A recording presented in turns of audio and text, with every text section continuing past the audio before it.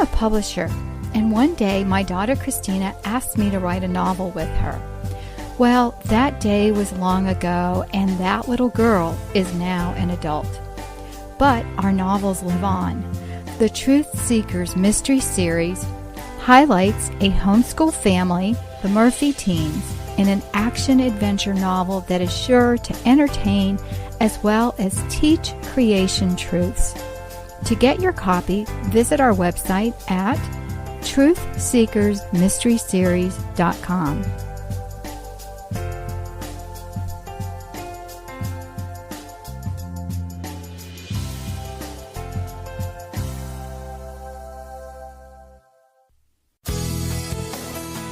This is a production of the Ultimate Homeschool Radio Network. Welcome to the Vintage Homeschool Mom Show. Your host, Felice Gerwitz, is an author, a publisher, and your radio show host. She will encourage, educate, and inspire you with answers to your most pressing questions from homeschool, marriage, parenting, and much more. Felice loves to equip moms to live a Christian life because every moment counts. Be sure to visit her website at mediaangels.com. And here's your host, Felice Gerwitz. Hey friends, and welcome. My name is Felice Gerwitz, and today we are going to talk about homeschool pitfalls as well as some help. This is episode 486, and you can find today's show notes at Vintage Homeschool Moms. Well, I believe homeschooling is the right choice. But how do you avoid homeschool pitfalls that will sabotage your success? Well, that is what I'm going to tackle in this podcast. And I want to remind you to share this podcast with a friend. You can do that very easily by sharing the links on our website, or you can just go, tell your friends about Vintage Homeschool Moms as well as the Ultimate Homeschool Podcast Network, where you will find lots of shows that are all homeschool and family focused.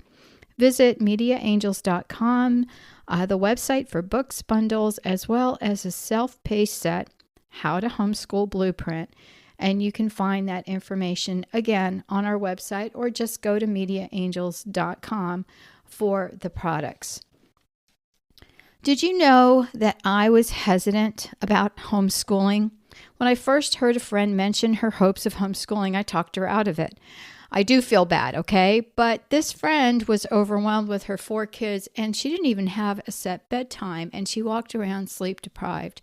I mean, my poor friend, I was trying to help her manage her kids. We would go to the park, and I was the one, grabbing their hands before they ran into the parking lot. And she just had, an abundance of love for her children, but she thought that meant they could pretty much do what they wanted to do. And she would tell me that they'd fall asleep in front of the television, and then she and her husband would carry them to bed. And half the time they'd wake her up in the night and want to come into bed with them.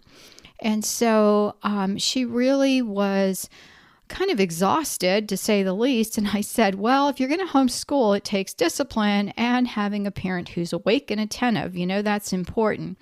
And she just realized she couldn't do it. But when I began homeschooling some time later, this friend was understandably upset with me. And, I shared with her that my reason for homeschooling was just going to try it out. My son was a struggling learner, and I was spending so much time with him, I felt like I was already homeschooling him while he was in school. So your decision to homeschool should be your own, and you shouldn't allow yourself to be persuaded by someone else, even someone very well-meaning like myself, Like I said, I feel really bad now when I think back at it. But, it was where I was at that point in time. Well, I really feel that homeschooling is the best option for your child today. You know the state of the school system. I don't need to go through all the horrible things that are happening. And it really is, sad when I look at it, because my problem is not with, the issues of what people want to do with their lives. My problem is, if you're going to do that in your life, don't do it in the lives of my family, or the lives of children. It was bad in the past, but it's so much worse today.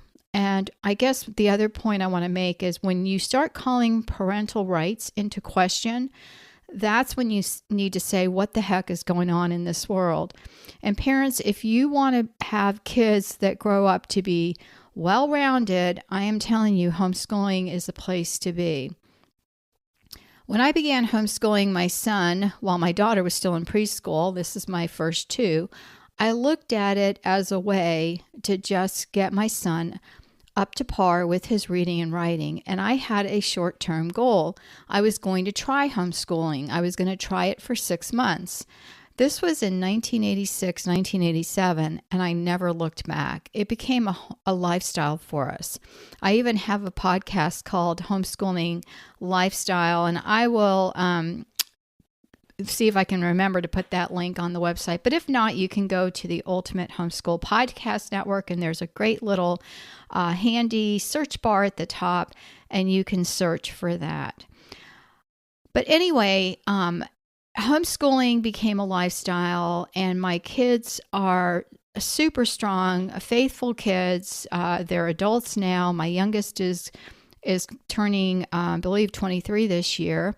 And it is just a pleasure to watch my kids interact together and with other people.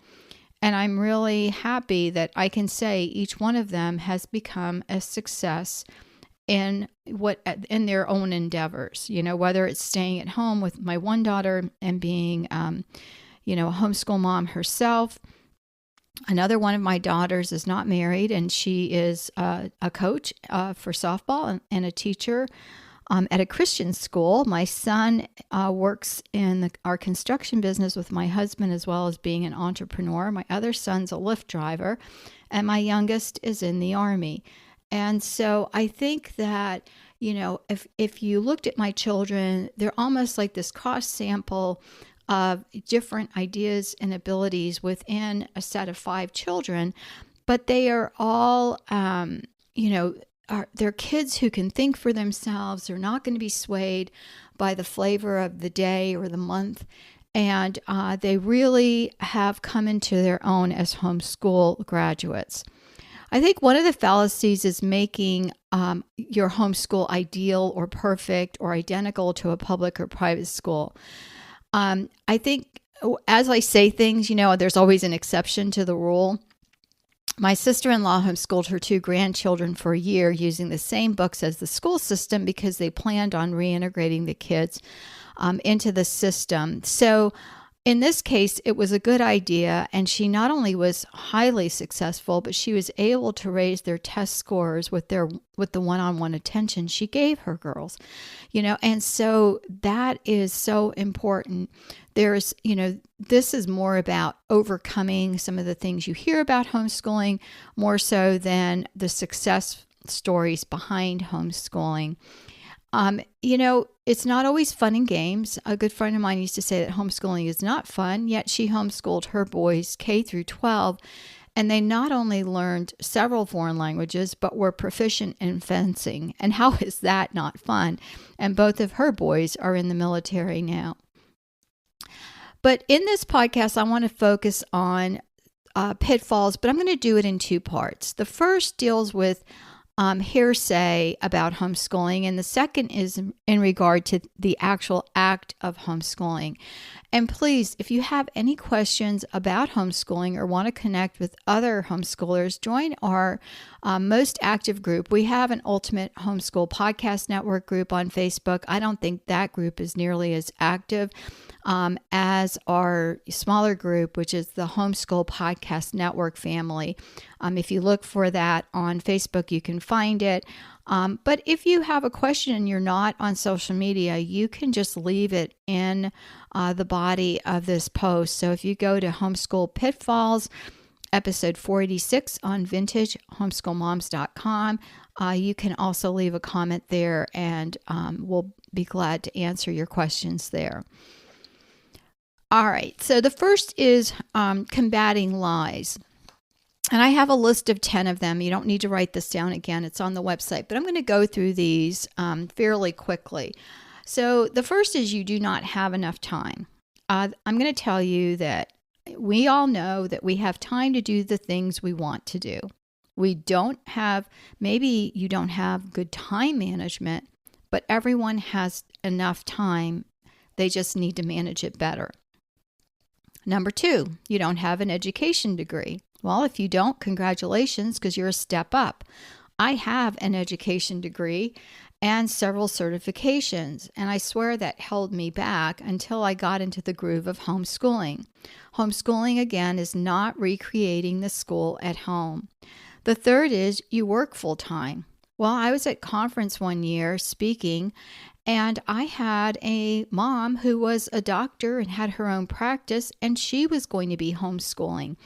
She worked 4 days a week, or 3 days a week. I'm trying to remember. I think she had Friday, Saturday, Sunday, and Monday off, and worked, Tuesday, Wednesday, Thursday. Or Monday, Tuesday, Wednesday, Thursday. So she worked 4 days, and she was home 3 days. And she was planning on turning one of the rooms in her office into a homeschool room. And she said she just scheduled her day so that she had time in between her patients to sit with her kids. And so if this busy doctor can homeschool her kids because she really wanted to, I think anybody can homeschool. I also worked full time from home, but hosting podcasts, hosting expos at one point in time. I wrote full time. I, published books, but I managed my time. And so if you homeschool your kids, you're going to find that you don't have to worry about the kids lining up, and you don't have to worry about, the perfect schedule for going out to play.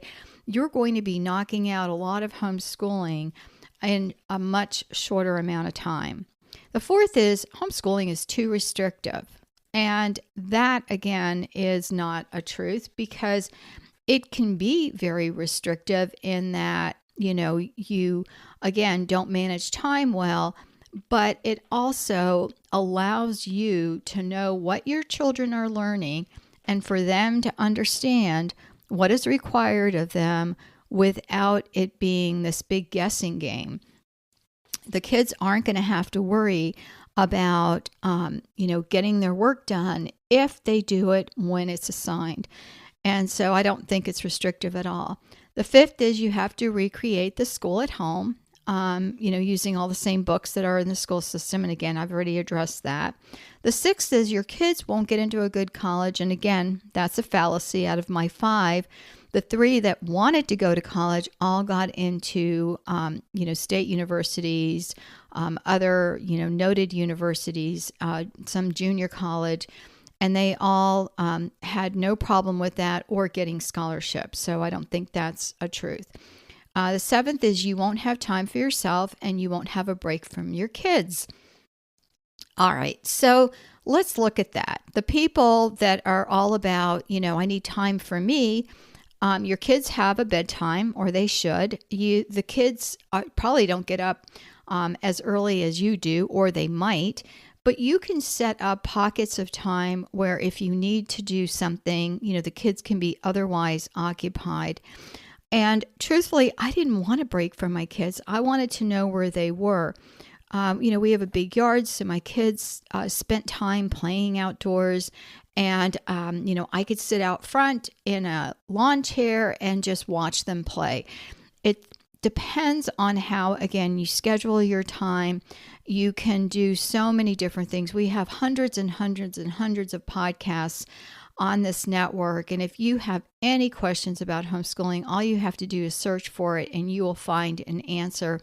I remember podcasting with a fellow podcaster, Meredith Curtis, and she talked about how she needed some downtime, and so she would trade with a friend and they would watch each other's kids. And instead of going to the grocery store or doing some other errands, she went to the park, put on praise and worship music, and just praised God and prayed. And that was her downtime and her hour with what she wanted to do. It's amazing how different people need different things. I had my prayer time before my kids woke up. And if they did wake up, then they were able to manage their breakfast at a certain point in time. And I would say, anywhere from 4 and up with something manageable that you can have ready for them. And my kids would peek into my room. They would see me with my Bible and my journal, and they knew that if they interrupted me or, couldn't handle their own breakfast, that the day wasn't going to go as good as if they let mom have their prayer time. And the reason they knew that is because if they interrupted me, I would probably be really grumpy. And I remember them telling their friends or their dad, about how mom needed her prayer time. So we can work around things. You just need to set some parameters with your family, and it's good for everyone. The 8th is people who homeschool are strange. I'm going to just say right here that everyone in this world that's not your direct family is pretty much strange. Everyone looks at everyone else and has their own set of ideals of what homeschooling is or what homeschool people look like or that sort of thing. And, when my daughter went to college, she met homeschool kids, all over the place. She even met a young man who used my curriculum, which I thought was so funny. And then she, is a coach at this private school, and one of the other coaches was homeschooled. So, homeschool kids are just fine, and they're going to acclimate, and you don't want everyone, as my husband says, God made us all different, and that's a blessing. Number 9, your home is too small and there's no room. You can homeschool in an RV. We had a podcast at one point that was 2 moms that were traveling in RVs that homeschooled. So, there is as much space as you want there to be. Okay. You can keep your things in a bin and put your books under your bed. There's a way to do it. Okay. It just takes some creative abilities and the willingness to do it. And the 10th is you don't have money to homeschool. In the past, I would say this might have been more of a problem than it is today. There are so many things out there. There are so many freebies. There is just a lot of information. Like we've had sponsors in the past that like math curriculums that you just pay a set fee and you can access it with your whole family. So I don't really see that as an issue as it was maybe in the past when books weren't as accessible. So I would say that, you can buy secondhand books. And I see my books on Amazon all the time that are used. So there's not really a reason to say that money is an issue with homeschooling. And then let's move on to the homeschool pitfalls that are more of a challenge with the actual homeschooling. The first is a lack of vision or a goal. I think that with anything like in business, people have their vision board or their goals of what they want to do or their business plan. And I think that's an issue with many people, that they don't have a goal or a vision of what they want their homeschool to look like. For me, it was, really fuzzy at the beginning, but then as I continued homeschooling, I wanted my kids to have a good basis in their faith. And then I also wanted them to be able to go on and, have college as an option. But when they were younger, I wanted them to understand the workings of things. So they did a lot of hands-on activities. So we did have specific goals based upon their ages. And I think, just having a family vision and goal is important to keep everyone together. In the next few podcasts, I'm going to be talking a lot about relationships and family dynamics. Not that everyone in my family gets along all the time, but I have seen so many, things that, can work well with a little effort. And so, I want to share some of those, like the, family bonding types of things, working with your spouse and actually being on the same team, and then also a relationship with your kids. So that's what's coming up. But I think that's important. The second is a lack of organization. And I'm going to share that I was a mess when I started homeschooling. And I only had the one at first, and then I brought Christina into the fold. And then I homeschooled just the two children for a while until I had the third, fourth, and fifth. But when I realized that my lack of organization was really stifling our homeschooling, I got cracking and we did things that worked for us. The third is unruly children. If you, want, you can look at that topic on this podcast network, and you're going to find lots of things that will help you with that. But I also did a podcast for the kids, and I called it Just for Kids episodes, and you may want to look at those because I'm talking to the kids directly. And a lot of times I feel that kids want to be heard. They want to be understood. They want to know that you're listening. If we're divided and we're on our devices while we're talking to our kids, and then they do the same thing to us, we're not going to be very, happy about that. So that's an important thing, to have self-respect for each other. And then also setting parameters for your kids. That is really important. And kids are going to push the limit, as we all know. But that's where we come in as parents. And, I'm going to tell you something you already know. If you don't follow through when you ask your children to do something and go behind and check, they're just not going to do it, until they get into that mindset where they need to do what they're supposed to do. The fourth is not having a routine. Even though I wasn't the most organized, that was one thing that we did, is we did have a routine of what we did when we got up, small little chores that the kids did, what subjects we did, and so forth, so that when they got up each day, they had an idea of what was going on. Some kids love order, and some kids, just are willing to, let's drop everything and go to the park. I had kids that just pitched a fit if I would do that. So with those children, I would say, we might be doing something tomorrow, just to give them a heads up. And for the others to say, do not ask me 1,000 times if we're going to go, because I'm not sure yet. But just so I could give them a heads up of what was coming, and that was very helpful. The fifth is failure to check their schoolwork. Do you really think that anyone's going to do their math or, their reading assignment or anything else if you're not going to check? Absolutely not. So one of the things I did was I had checklists that the kids worked through, and they had to show me those as well as their work. And sometimes I allowed them to check their own work, but if I did, they were sitting next to me, so that we could go through and, double check anything that they may not have gotten right. And again, I have a lot of those forms in the How to Homeschool Blueprint that you can check out on the Media Angels website.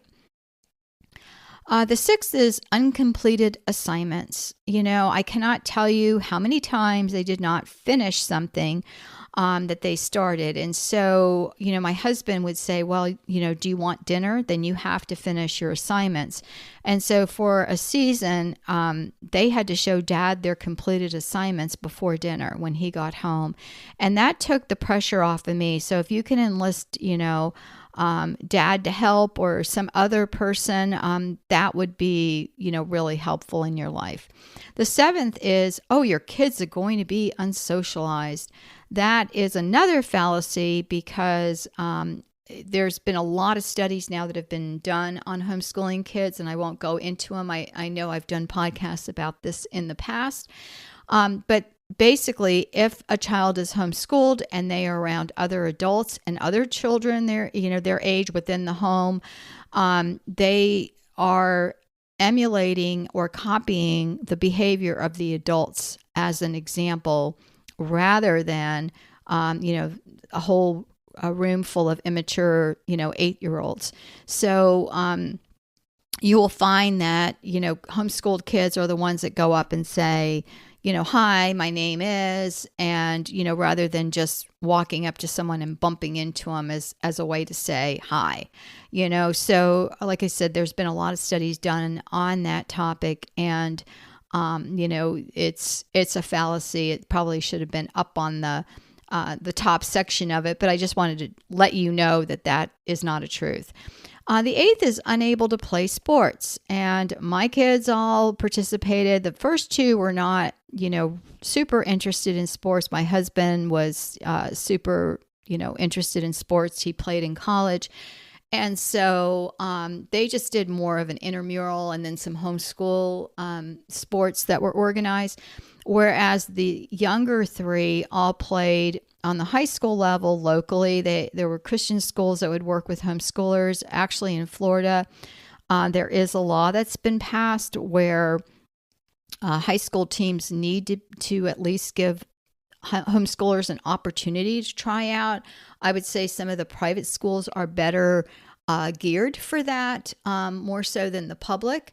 And my kids, 2 of them went to college on sports scholarships. So again, something that is not true. That homeschool kids can play sports and compete on a higher level. The 9th is a lack of knowledge for the parent, like a mom saying, "Oh, I can't do algebra or higher level geometry or trig or chemistry." Well, don't worry. There are a lot of online courses now, and there are people who are homeschool parents who have created courses that are just wonderful. Like Lisa Nearing has an entire school online, and you may want to check that out. I'll put links to that in the information section. And she also has a podcast on this network. So, parents don't have to have all the knowledge any longer. And the 10th is you're unable to teach, or I'm not good at teaching, and so forth. Again, there are a lot of options, and you will be surprised at how good you are, especially if there's always been something you wanted to learn. Like for me, I was terrible in geography and as well as history. So I was excited to be able to learn alongside my children.